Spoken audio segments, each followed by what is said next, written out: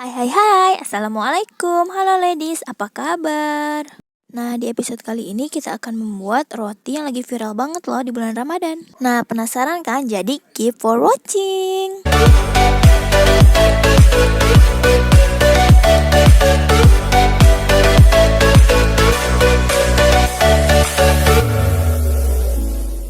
Nah, jadi bahan-bahannya ini aja ya, gampang banget kan?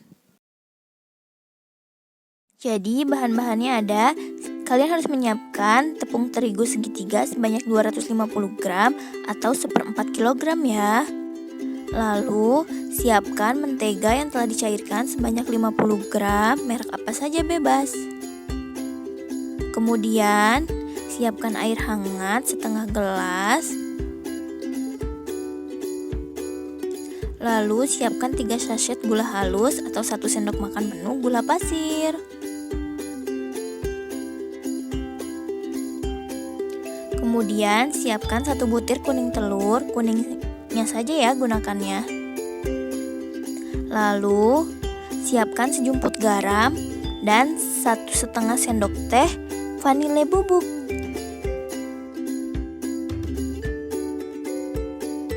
Nah, jangan lupa siapkan 1 wadah besar atau mangkuk besar untuk mencampur semua bahan.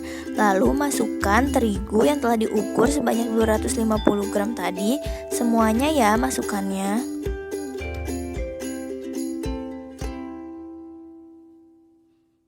Nah, jangan lupa masukkan 3 saset gula halus ya. Di sini kita menggunakan gula halus yang terbuat dari gula jagung.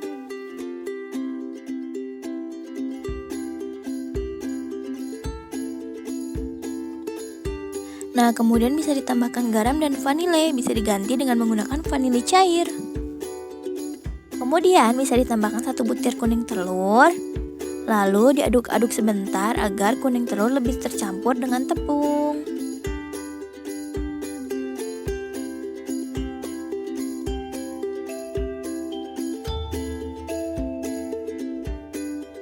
Nah, lalu bisa ditambahkan 4 sendok makan mentega cair ya.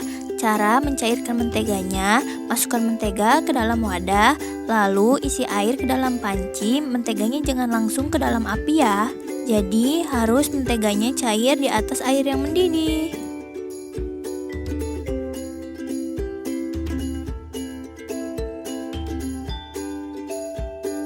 Lalu tuangkan air secukupnya saja ya. Gunakan air yang hangat, jangan air yang dingin. Jangan juga menggunakan air yang panas. Lalu aduk-aduk menggunakan spatula.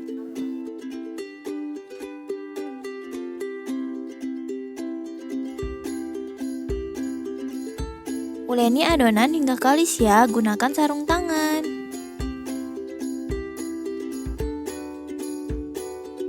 Uleni hingga adonan tidak lengket lagi ya. Nah, tipsnya jika masih lengket kalian bisa menambahkan terigu kembali hingga adonannya menjadi lebih kenyal. Nah, uleni adonan hingga seperti ini ya, jika ditekan-tekan sudah tidak menempel lagi. Lalu jangan lupa siapkan 1 mangkuk kecil minyak bersih untuk merendamnya ya.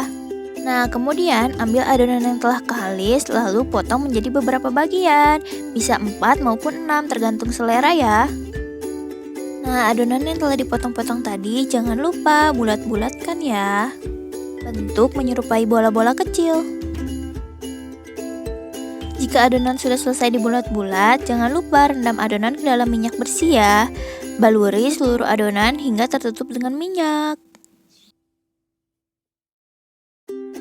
Untuk cara lain bisa merendam adonan dalam minyak yang banyak. Untuk cara simpelnya dicelupkan seperti ini saja ya. Yang penting adonannya terbalur oleh minyak keseluruhan. Jika sudah seperti ini, jangan lupa untuk mendiamkan adonan selama 1 hingga 2 jam ya. Nah, ini dia adonan yang sudah didiamkan selama 2 jam ya. Siap untuk kita proses selanjutnya. Adonannya elastis banget loh, hampir mirip dengan adonan untuk membuat martabak telur.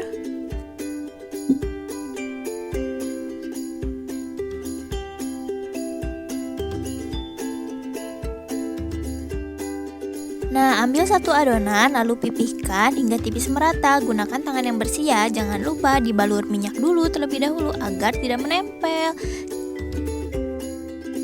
Nah, jika adonannya sudah terasa lebih tipis, kalian bisa membalurkan seluruh permukaan adonan dengan mentega cair sisa yang tadi ya. Balurkan hingga merata. Jika adonan sudah diolesi dengan mentega, kemudian gulung adonan hingga menjadi lebih tipis dan kecil-kecil seperti gulungan biasa. Lalu adonan ditarik hingga memanjang dan teksturnya melar.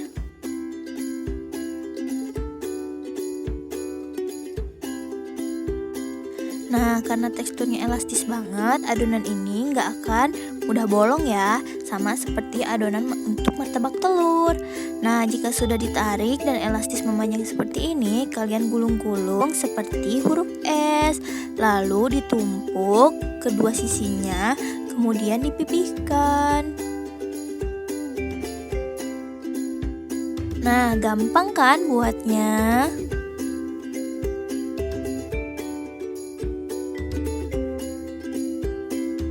Ada metode lain jika kalian ingin teksturnya lebih berserat. Setelah dipipihkan dan diolesi dengan mentega, beri sayatan di atas permukaan adonan menggunakan pisau ya. Sayatannya disesuaikan saja, lebarnya sebanyak apa.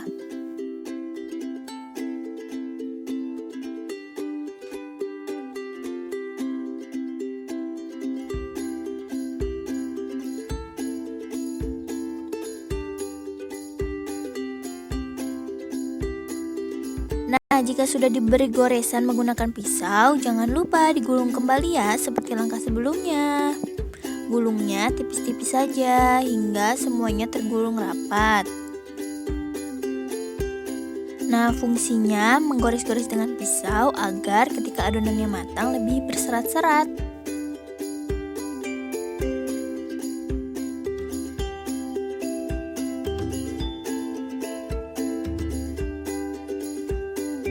Jangan lupa untuk menariknya agar melar atau menjadi lebih memanjang ya.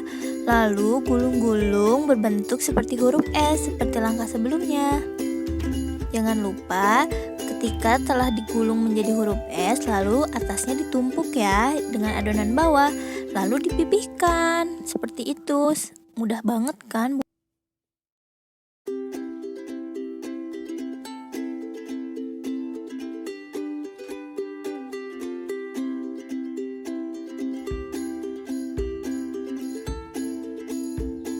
Nah, sebelum adonan masuk ke dalam penggorengan, adonan harus dipipihkan terlebih dahulu ya, agar bentuknya lebih melebar.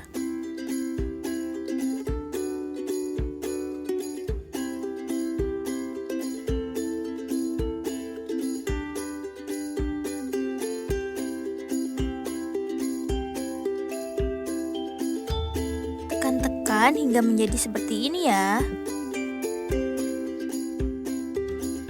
Nah, untuk memanggangnya, siapkan teflon tanpa minyak ya. Panaskan dengan menggunakan api yang sedang.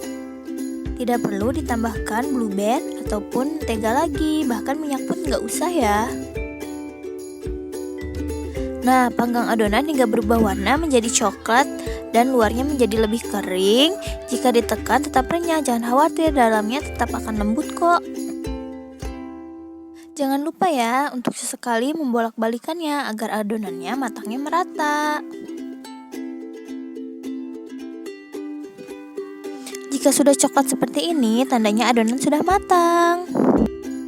Dan inilah hasilnya, kue canai atau roti Maryam ya. Dijamin enak banget rasanya, renyah di luar dan empuk di dalamnya. Jadi kalian harus mencoba resep ini ya.